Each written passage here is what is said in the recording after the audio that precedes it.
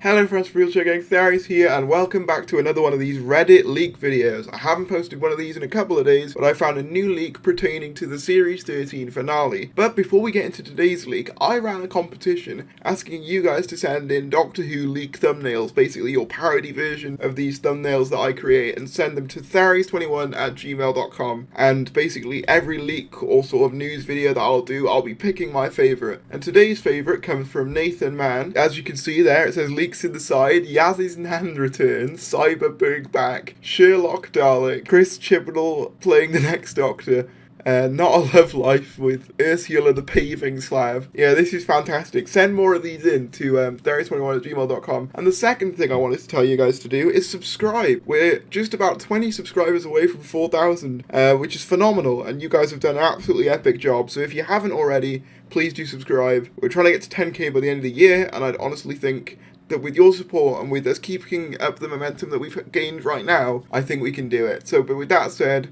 let's get into the leaks. So this one comes from r/Doctor Who leaks, whereas the other ones come from r/Doctor Who. Same thing really, but you know, just thought I'd give you the distinction. Hello everyone. With my sources, I've been able to gain access to an early rough draft of the two-part series finale for Series 13, which obviously could be tweaked over the production of the series overall. Now, remember when people say source information, I'm immediately a little bit, my little leak spider sense is tingling when that goes off, because obviously source information, it's got a dodgy history depending on where it's coming from, but judging by what I've seen of this so far, I have had a little once over. It does comply with a lot of things we've been already hearing, which does add a little bit of credibility to this. At this moment in time, the CYBERMASTERS will be returning in the pursuit of Rassilon. Now this would fit with the very first leak that we talked about, who is to take refuge on the planet Khan. Now this contradicts one of the other leaks that says that Rassilon will be taking refuge but not on Khan with the Sisterhood. The Master is hellbent. See what I did there? Very, very funny, Mr. Whoever you are. You took everything from me. I don't even know who you are. On killing the former president once and for all for lying about the Timeless Child. The first part of the finale will feature the CYBERMASTERS invading Khan and kidnapping Rassilon. The Doctor is alerted to this through a telepathic message from the leader of the Sisterhood. Can they do that? Correct me if I'm wrong, right? People in the comments. Can the Sisterhood telepathically communicate with Time Lords? Is that a thing that can happen? Because I know that the sort of connection between the Sisterhood of Khan and the Time Lords is quite strong, because they can elevate Time Lord science and stuff as established in like Night of the Doctor. But is that something they can do? Let me know. Who warns her of something far more sinister that is about to awaken. As the Doctor follows the Master, the TARDIS suddenly loses power as it enters a crack in time. However, she steps out of the TARDIS and faces an old villain, Omega. The cliffhanger of this first part will reveal the Master has been Omega's puppet, and the CYBERMASTERS serve as a template to allow Omega to fully regenerate and return to the physical realm. Editing Tharis here. You can tell it's editing Tharis because he's got headphones on. I don't know about you guys, but I'm aware of like this sort of legal issue that the BBC have, where like K9's partially owned by somebody else, and the same goes for Omega, and they've been trying to launch like a K9 film for years. So I don't know the logistics of Omega coming back to the main show, whether they've even got the rights to do that. So that does bring this leak into a bit more question. Just thought I'd share that with you, just in case like any of you didn't know that. Basically, there's a bit of a legal issue with Omega and him being in Doctor Who. So that may make this rumour a bit less legitimate, but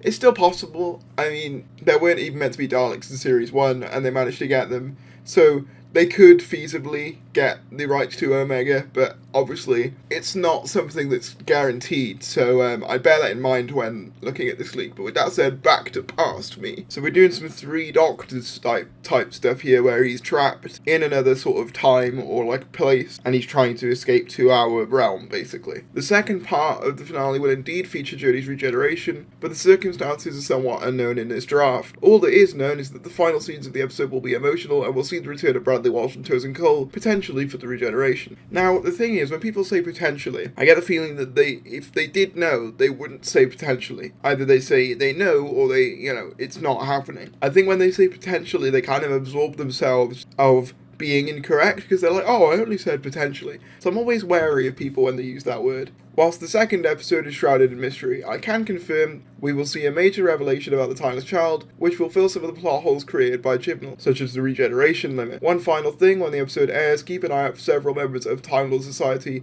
from the classic series. You will get an update of sorts on their whereabouts. Now, I'm not sure whether that means, like, established Time Lords, like, are we going to see maybe what the Rani's been up to this whole time, or whether it just means the old Time Lords who perhaps, you know, pre-Time War Time Lords. Because obviously, we can assume that Gat is a pre-Time War Time Lord, and the Time Lords that we see in Fugitive of the Judoon are all pre-Time War, so maybe that's referring to other ones of that. I will say having just other Time Lords about in the universe, though, would kind of mitigate and kind of diminish the impact of the Time War if there are still Time Lords about, but then again, Moffat basically completely retconned the fact that the Doctor destroyed Gallifrey, so I mean, your mileage on that may vary, but let me know what you guys think about this leak. I think it's fairly plausible, given what we've heard so far, although I do think that equally someone could just take the bits that we've already heard and sort of collate them together. But let me know what you guys think about this leak. Comment down below your thoughts and subscribe if you're new. Thank you for watching, and I will see you later.